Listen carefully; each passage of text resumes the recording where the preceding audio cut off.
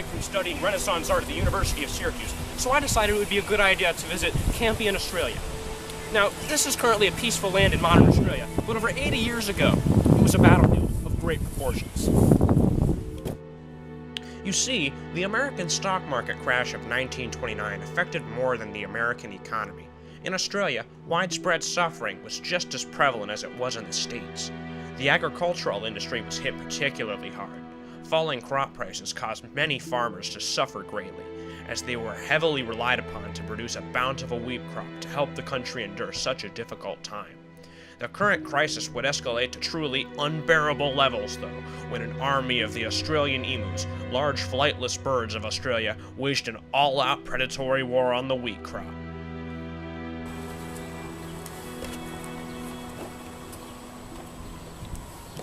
Our thesis statement is, the destruction of the agricultural yield by the emu served to be the prime cause of Australian suffering during the Great Depression.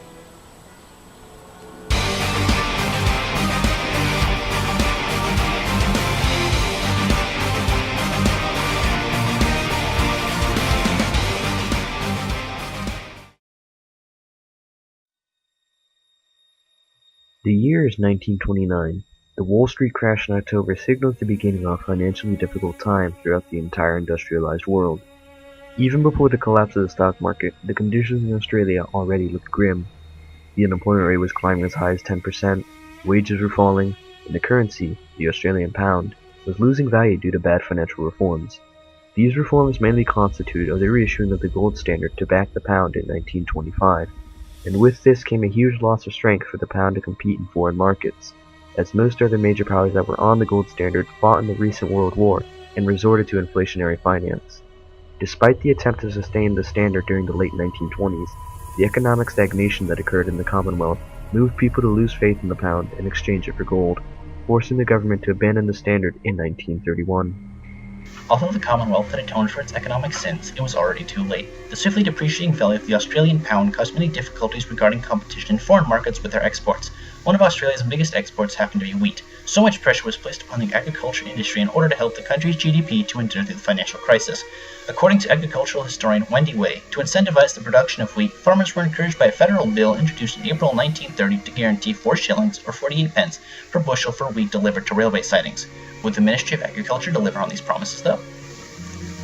The short answer is a resounding no. Way recounts, in September 1931, attempts to compensate farmers for losses from the Grow More Wheat campaign were officially abandoned.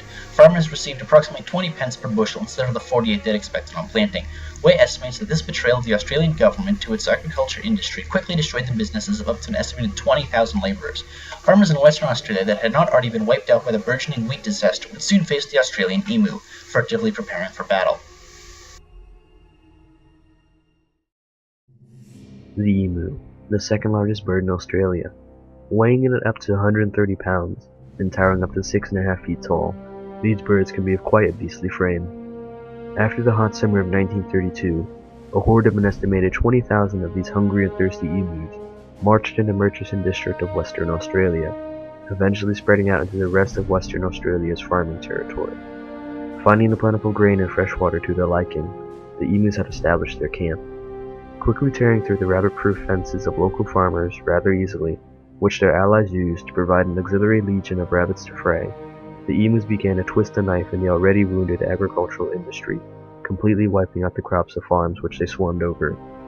However, the farmers were not just going to tolerate this onslaught, especially the farmers who were veterans of World War I that received land via a source of plowshare system, which was suddenly taken from them by an army of birds. As historian Murray Johnson puts it, withholding their harvest was one thing, the possibility of no crop at all was a horrifying prospect. The veterans contacted the Ministry of Defence, the managers of the Australian Army, and demanded that they answer the threat. The Minister of Defence George Pearce commissioned Major G.P.W. Meredith of the Royal Australian Artillery to neutralize the emus. He allowed him access to an arsenal of 2 Lewis guns, the choice machine guns of Britain during World War I that could fire up to 600 rounds per minute, 10,000 rounds of ammunition, and a crew of 2 soldiers, Sergeant McMurray and Gunner O'Halloran. On November 2nd, this first anti-emu division of Australia set out to the Campion district of Western Australia, where they projected the majority of the hostile emus were roaming. They had met up with about 50 local farmers and asked them to help herd the emus into firing range. However, the emu high command had clearly seen through their strategy, as the emu formation of small independent groups was a perfect defense against the wholesale slaughter of loose machine guns. The herders could only chase down about 40 of these emus, and when Meredith and his men fired upon them, only 12 of the birds were killed, while the rest of the birds scattered into the brush for cover. Meredith had not given up just yet, though. After a few days, he decided to mount a gun to the back of the truck in order to hunt down fleeing emus. Despite the ingenuity, this proved to be ineffective due to the truck's inability to catch up with the speedy emus and the unwieldiness of aiming a machine gun off the back of a truck during quite a bumpy off-road ride. After the first week of attempts, the army accounted for 2,500 rounds of ammunition spent and only 200 dead emus. As other government leaders learned of their progress and were mortified, one New South Wales state Labour politician inquired whether a medal was to be struck for those taking part in this war. His federal counterpart in Western Australia responded that they should rightly go to the emus, who have won every round so far. Having ended their first failed campaign on November 8th, Meredith and his men began a slightly more successful second campaign on November 13th, killing 40 emus on the first day. Over the course of the next couple of weeks, Meredith was tallying 100 emu kills per week, but had spent 9,860 rounds of ammunition, the vast majority of his original 10,000 allotted to him. Finally, surrendering to the emus on the 10th of December 1932, the Australian Ministry of War had recalled Meredith for the last time with a dismal record of 986 kills, using exactly 10 bullets to kill each bird. The emu war had still not yet ended, though. It was more of a state of mind, you see. Only 5% of the bird's population had been culled, and over the next few years, the consequences of the government's failure to protect its people would become much more real. The Australian government's inability to protect its people from the agricultural disaster caused by the emu war made life terrible for the average person. A critical blow to the agricultural industry, the emu attack hit the Australian economy where it hurt, as one of Australia's largest and most profitable exports is wheat.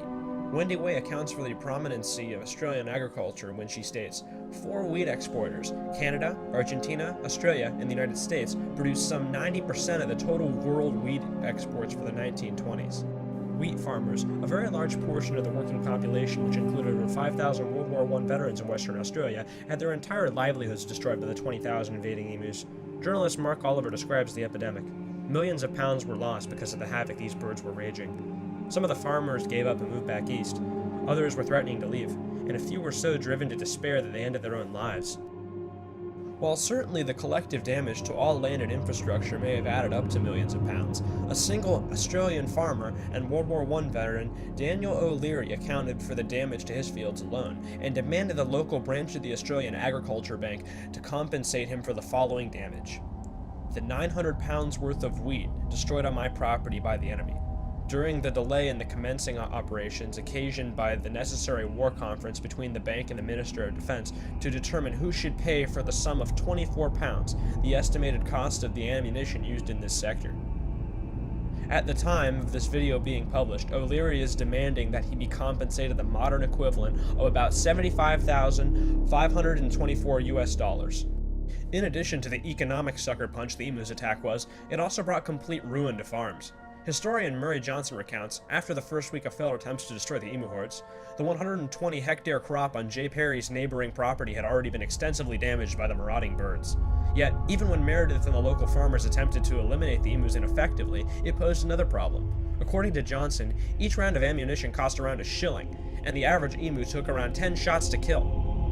The emu war's whole effort to eliminate the emus and ensure agricultural prosperity can be seen as utterly pointless if the farmers were to bankrupt themselves on bullets.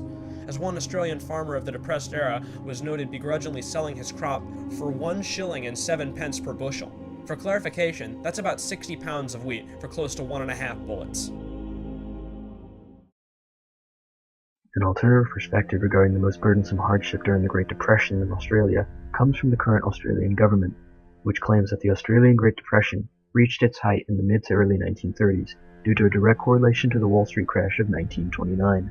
The Australian government understood the emu problem to be grave, but not to an extent of presenting the greatest difficulties to all people of Australia. The government believes the stock market crash was the prime cause of the unemployment rate increasing, and therefore the initiator of the greatest suffering. Unemployment rates were already seen at 10% prior to the Wall Street stock market crash. These rates were already high prior to the Depression, but within a short span of time after the crash, the rates rapidly increased to 21% during the mid-1930s. To make things worse for the Australian economy, in 1930, they received a visit from an advisor from the Bank of England, Sir Otto Niemeyer. While present in the country, Niemeyer desired to implement the deflationary policy, by which the government would make major cuts to wages and social services, and demand Australia to not default on the international loan from Great Britain. Due to Niemeyer's intervention, there was great political unrest, and soon, the Premier of New South Wales, Jack Lang, was dismissed from his position for refusing to pay the loan obligations. 2 years later, the regulations had taken their toll. The unemployment rates hit an all-time high of 32%. Another counter-argument comes from a reporter of Sydney's Daily Telegraph, Carl Taylor, who argues that the greatest suffering during the Australian Great Depression was indeed a symptom of a drop in the demand of exports, much akin to how wheat prices dropped. Coal prices dropped significantly, and the mining industry had to negotiate prices with their workers due to Niemeyer's reforms.